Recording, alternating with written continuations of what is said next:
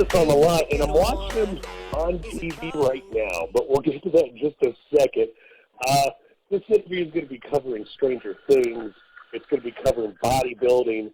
It's going to be covering comic books. I am going to be in heaven. We have Kai Greene on the show with us today. Kai, how's it going? Thank you for being here with us.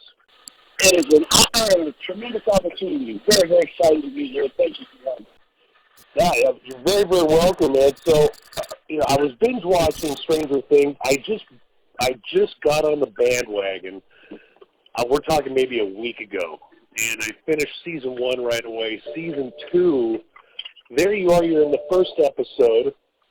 You're playing Sunshine. You're in number 8's group. You're in the first episode. We see you again later on. How cool was it to be in a TV show so near and dear to so many fans' hearts? You know what? To be very honest, it wasn't as overwhelming in the beginning as it is proving to be right now. I had no clue that we would be so well received by just so many people from so many different walks. I mean, it seems like everywhere, all over the place, the love has been, and the reception has been just amazing. Just amazing. But I think when we got a chance to work on the project, I think the focus was just on really trying to do a good job of trying to do the work. How much did the experience on set, did that take away from the gym time at all? How many hours did you have to put in working that? Well, good question. In the very beginning, yeah, I think that we got a chance to film earlier we got a chance to film sometimes very early in the morning. We got a chance to do some stuff that took the better part of the 12-hour workday to get accomplished. So naturally, gym time, I think, had to be put on the back burner. It wasn't the priority. I think the priority with the entire time that we got a chance to work on such a tremendous project like this was the only way we could get it done is to just make it the priority. And I was very okay with that. Very okay with that. So we got a chance to train earlier in the morning or later at night or wherever we were able to fit it in, around the schedule for filming the Stranger Things. So that's easy to get used to because I've seen you, on YouTube, and I've seen you, on the internet working out at various different times in New York, or if you're in LA. I saw you working out with Bradley Martin not too long ago out at his gym too. How was it over at his gym? I gotta ask you that question because whenever I go to a different city, I love going to one of the best gyms in town, and I've noticed that he has a really good gym, and I noticed you guys on the leg press. That has to be one of the coolest leg press machines I've ever seen. You know what? I've never seen a leg press like that. Honestly, I have never trained on a leg press like that. I will dare say that Bradley, that was a tremendous opportunity to kind of get a chance to train with him at his new gym. I don't think I've ever gotten a chance to train there before. This is a relatively very new addition in the continuum of our experiences training together. But to answer your question, it was awesome. He's managed to assemble a really interesting assortment of customized pieces that I think you probably would be hard pressed to find, anywhere else in the world. So that was definitely a unique experience for me. And Brad is just a really cool, amazing guy. He's a tremendous personality. Training at his gym was awesome, particularly with, just having all the new stuff that I'm in the process of doing. It just made the air electric.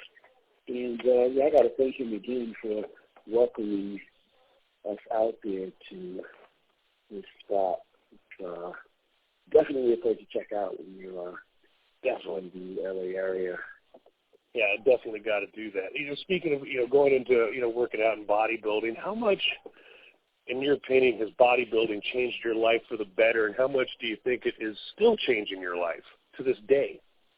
Because I've noticed that you're not as active.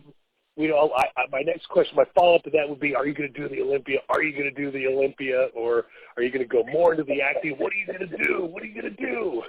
I appreciate you being as interested in little old me, what's going on what's going down side of my little world over here. Thank you for even just genuinely being so cool about asking me, expressing that interest. I am excited about working and training. I'm excited about acting. I'm excited about all the things that I'm doing now with Gersh and with my team.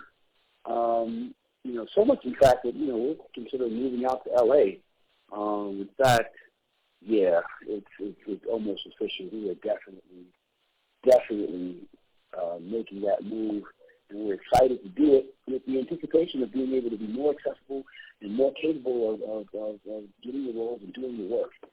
So I love the training, and I love the experience that is bodybuilding and the lessons that bodybuilding has taught me. And I plan to stand on a lot of those lessons learned to improve my acting and to continue to step into the larger possibility that will be expressed with the achievement and credit for the things that I do in my life. So I don't know about competing for 2018, but I do know that I'm excited about doing some of these other acting projects. And, man, I intend to continue to step into that larger possibility. We'll probably be promoting the Arnold Classic this year and, continuing to work as an ambassador for the sport. I think at the root of this experience is the idea of self-development. That's the core. I entered this journey with the expectation of, trying to get a bigger pair of arms and a bigger chest. But I discovered that on the road to doing that, the true power is in learning how to master my mind, my thoughts. Because the chest, the larger arms, all of those things are products of my thinking, and I think that now when you consider all the other things that I want to do with regard to my ambition and personal development, I'm now more capable of doing it based on understanding those secrets.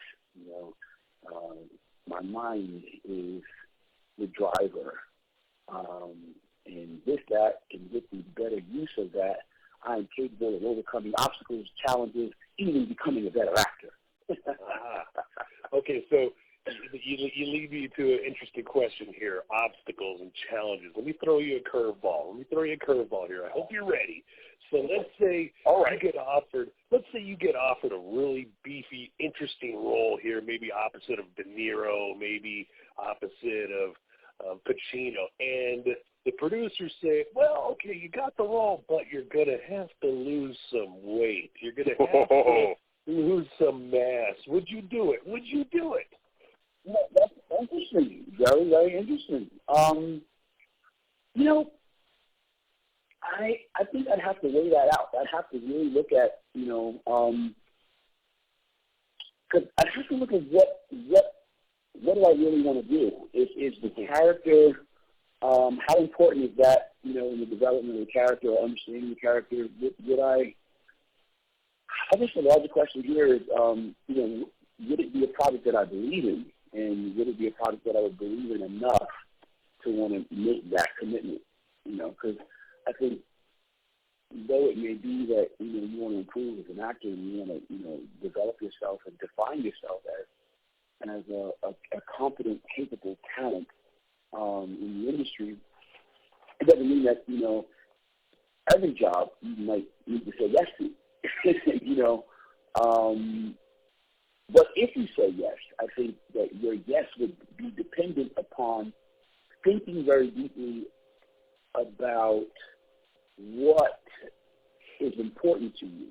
And it has to be, at the end of the day, something more important to you than just getting a role. I would imagine that and I could be wrong, but I would imagine that the uniqueness, the specificness of the role has to speak to you to make a commitment like that. I don't think that just anyone could do what brilliant actors of the day have done in being able to commit to that, on that level, to that kind of expression of genius without being able to be really connected with a why, a very strong why. And I think at the end of the day, the strong why is more than just, I just wanted to stand next to Robert De Niro in a movie, So if I was able to connect with that, if I'm able to, have those more important things answered and satisfied for me as a developing actor, then I think that it would be no question, whether you have to lose a little bit of weight or not. I think that stuff becomes easier once I'm in connection with the why, and a very strong why at that. Very cool, man. And lastly, I wanted to mention expression. You just mentioned the word expression, and I wanted to talk about another outlet that you have, and that's your drawings or paintings. My co-host here, Troy, owns a comic book shop, and he runs the El Paso and Las Cruces Comic-Con down here in Texas and in Mexico. So this should be very interesting for him. I've noticed your paintings in Generation Iron, your drawings on social media. Are you self-taught? And how much of a how therapeutic is that for you to lay down on canvas? Oh, that's a really cool question. Thank you for that. Well, I am self-taught. I really didn't get a chance to kind of go to school for my artistic development and action as I would like. And I think that's one of the things that at times I've been very self-conscious about. So much so that I think that at another time in my life it probably would not have been as open to share just how important my artistic expression is to me. Just out of embarrassment of having so many holes, I think, in my development. But I think if I had an opportunity to live and die and come back again, I really would love to entertain the thought of, being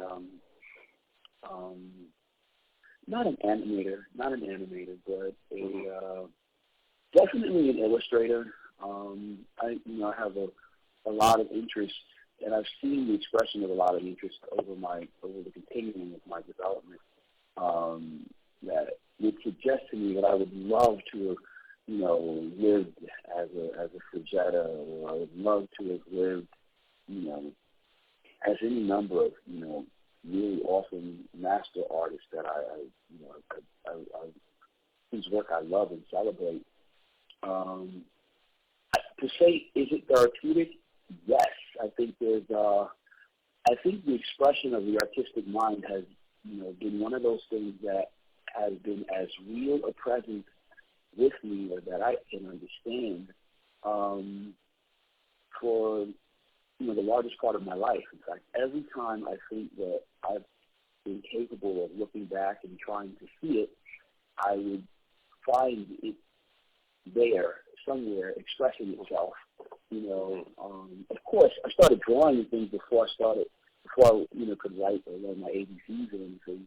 But I think that was like the basic stuff. I think that, I think the expression of an artistic mind is capable of being seen in a lot of things. So much more than just, can you draw, 7 or 8, how do you arrange your colors? But I think it's present in rhythm, in timing, just the interesting way you eat your potatoes on your plate. you know, I think the artistic mind is very easily expressed and can very easily be identified if we know what to look for. And I feel personally like it's always been with me as far back as I can remember.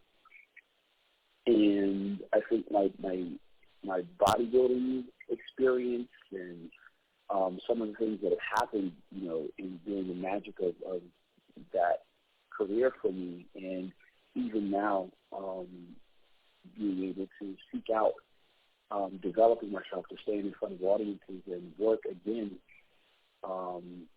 as we are in the new capacities that we seek to do, I think are again expressions of the artistic and creative mind at work, you know, seeking to show itself and to come out. So, yeah.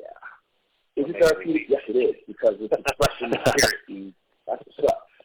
Now you're getting in my area here. I wanted to ask you something about this comic book called Chronicles of King Kai. Yeah, we're actually working on actually the release of the 122-page graphic novel that